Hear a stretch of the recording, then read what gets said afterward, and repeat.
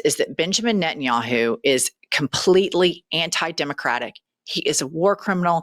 He does not serve the interests of Jewish people. He is a dictator to his core, and he should be imprisoned.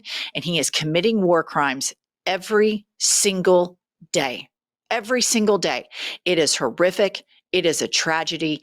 The only difference between Benjamin Netanyahu and Donald Trump is Benjamin Netanyahu is actually smart and a little bit more evil.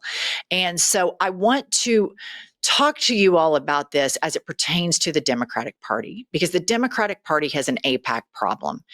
And as a taxpayer and as a person that isn't religious at all, I have a lot of Jewish friends, and I am a student of World War II, and I believe that anti-Semitism is real, and I think we all have to unite against it.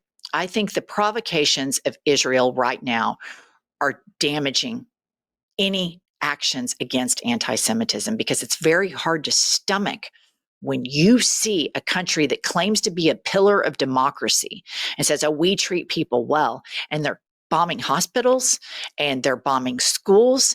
And then you see videos of kids that are starved out, like those kids that were starved out in Auschwitz, and they're eating sand. And it's a real mindfuck to think, how is this group of people doing this to another group of people? And I want to go on the record to say I completely condemn what happened on October 7th, having a child that goes to music festivals, the horror that those parents went through, the horror that those kids went through that were just trying to have fun, and then to be a hostage of Hamas.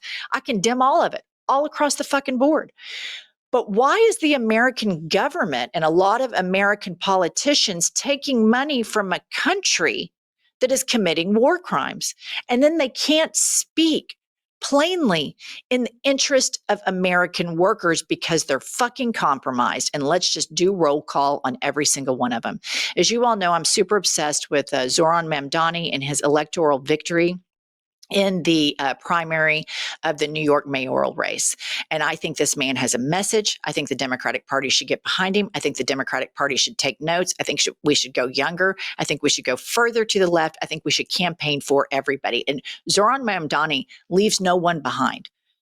But AIPAC doesn't like him because he's Muslim, because that's a brand damaging problem for them.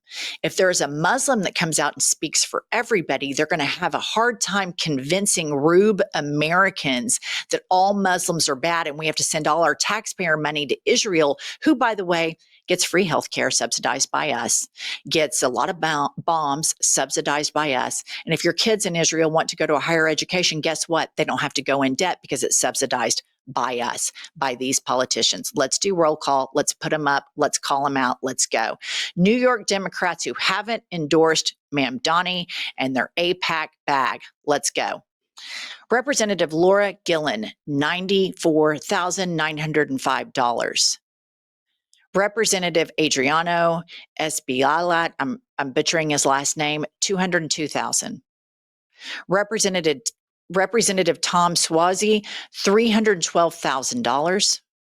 Representative Dan Goldman, $366,000. Representative Gregory Meeks, $690,000. Representative Grace Ming, $619,000.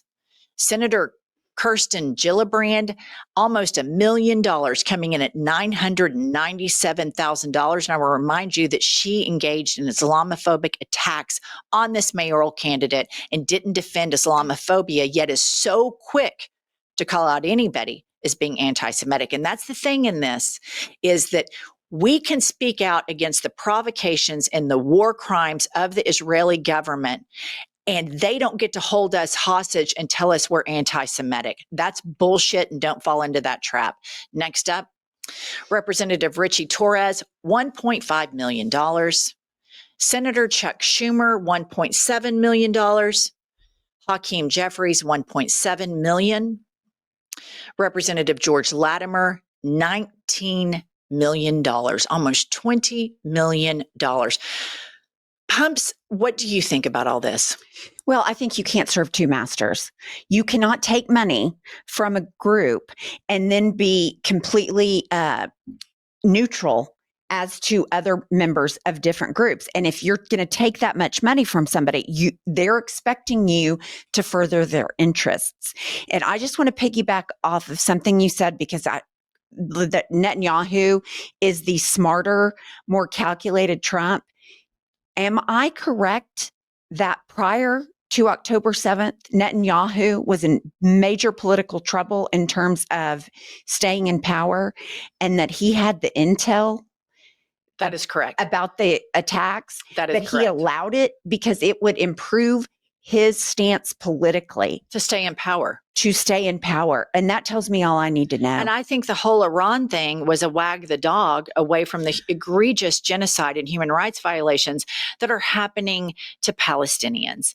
And this is the part where I get mad at AIPAC, because they want to make everything a binary choice. That's right. That you have to support Israel. And here's the thing, like, as somebody who lives in a country right now that has a corrupt government, I don't want to be defined personally by MAGA. I voted against it all 3 times.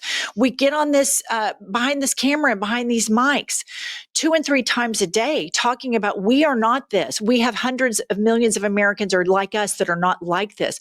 We don't want to be judged by the corruption of Taco Tits and all the sociopaths in his cabinet. And I would think similarly, Right. Jewish people, at least the ones that I know, they don't want to be judged by the horrific war crimes of Benjamin Netanyahu. They understand that in the fight against anti-Semitism, starving children and shooting people in waiting for humanitarian aid while they're waiting in line is not a way to help it. And quite frankly, it reminds me the images that I see there and the stories that I hear there, it reminds me a lot of the torture and the deprivation that the Jewish race suffered at the end of World War II. So I'm mystified how they're taking, removing all empathy and allowing history to repeat for young Palestinian children, because decades from now, we're going to have people that are going to be survivors of this provocation from Israel to these Palestinian people. Like you hear, my father was a Holocaust survivor. My cousin was a Holocaust survivor. Well, their lives matter too. And I don't like Israel trying to dictate to American people and being the thought police and telling us if we somehow don't oppose, if we somehow oppose the war in Gaza, that we're anti-Semitic. You don't get to call us that. And the reason that all of these politicians are not jumping on board with this is because Zoran Mamdani is their worst nightmare. They rely on propaganda to get the money from the United States of America and to get our military protection by propagandizing and lying to American citizens that all Muslims are terrorists. All Muslims hate women. All Muslims want Sharia law. And here you have Zoran Mamdani, who stands with one of his opponents, who is a Jewish man who ended up endorsing Zoran, who says, I want to join you in your fight against anti-Semitism. And all of you trans kids that are getting bullied, I stand with you and I want to comfort you and I want you to have a place under my tent. And everybody who works hard all the time and can never get ahead, I don't care what color your skin is, I don't care what your religion is, I'm here to champion for you. I'm here for everyone, because none of us are free until all of us are free. So as an objective person that lives in the middle of America, in Oklahoma City, Oklahoma, I don't want my taxpayer dollars going over to some homicidal maniac, Benjamin Netanyahu. I don't think it's right. How does this advance American interests, and how does this advance the interest of keeping Jewish people safe worldwide? Because I think Benjamin Netanyahu's provocations are making Jews less safe all around the world. And I think the message of somebody like Mamdani helps us all get safer, because the best antidote to a lot of these problems are lifting people out of poverty and educating them. Well, you just have a whole, these, and the Supreme Court allowed it in because AIPAC is not the worst. I mean, it's not the only one. You've got the Elon Musks of the world. You have special interests, the NRA. What we need across the board is If you have pink salt, apple cider vinegar, and baking soda in your kitchen and you're not using this recipe, you're missing out on an effortless is limits on political spending so that politicians can represent their constituents and not special interests. I think AIPAC is one of the worst because they are funding and trying to hold American citizens hostage by being the thought police and labeling them anti-Semitic when they are not. And they are holding our political party, which is our best bet against fighting against this fascist regime. They're compromised. All of those politicians in New York, they should all step out and immediately condemn all of the Islamophobic attacks on Zoran Mamdani, but their AIPAC sponsors won't let them because he's their worst nightmare. American public seeing a Muslim man that cares for everyone, that is progressive, they have to stick with the narrative Muslims throw gay people off buildings. And another thing I want to say about AIPAC, shame on you for saying that you stand for democracy and that Israel is the role model for democracy in the Middle East and this beacon of democracy. Yet you have no problem taking money from a country right now that is dismantling democracy. So you're cherry picking when it's important to you. And all of these politicians are owned by AIPAC, and they put the needs of a criminal Israeli government before the needs of their own American citizens. And it's a problem in the Democratic Party that's got to be reconciled before we make it to the midterms, in my opinion. All right, we just wanted to talk to you about that. Please tell us your thoughts in the comment section. I think this is a big hurdle the Democratic Party has got to reconcile moving forward. Obviously, all dark money needs to go out, but I see this as a glaring hickey, heaping pussy zit pumps that we've got to pop and exercise.